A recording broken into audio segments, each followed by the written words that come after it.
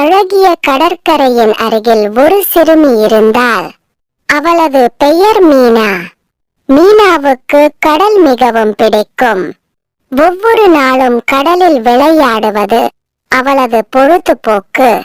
கடலில் நீந்துவது, மணலில் கோட்டைகள் கட்டுவது, கடற்கரையில் ஓடும் அலைகளை பார்ப்பது என மீனா மிகவும் மகிழ்வாள்.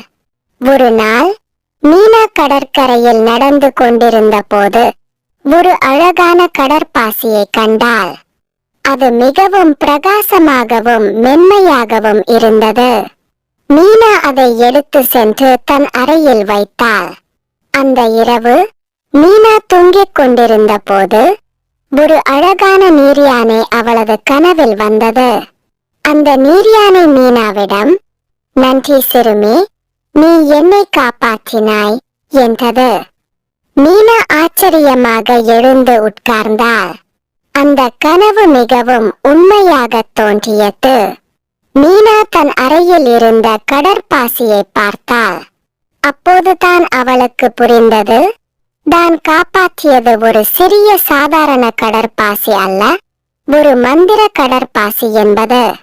அடுத்த நாள் மீனா கடற்கரைக்கு சென்று கடற்பாசியை கடலில் திரும்ப விட்டாள்.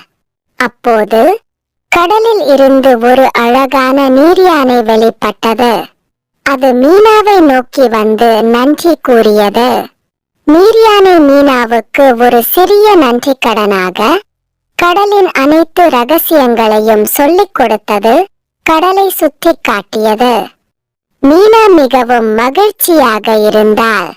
அவள் கடலின் அனைத்து ரகசியங்களையும் தெரிந்து கொண்டாள். அவள் மீன்களுடன் பேச கற்றுக்கொண்டாள். கடலின் ஆழத்தில் பயணித்தாள்.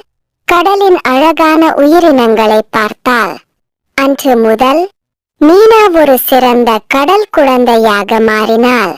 அவள் கடலையும் கடல்வாழ் உயிரினங்களையும் எப்போதும் பாதுகாத்து வந்தாள். Thank you for watching. Like பண்ணுங்க, ஷேர் பண்ணுங்க, மறக்காம சப்ஸ்கிரைப் பண்ணிடுங்க. Bye bye.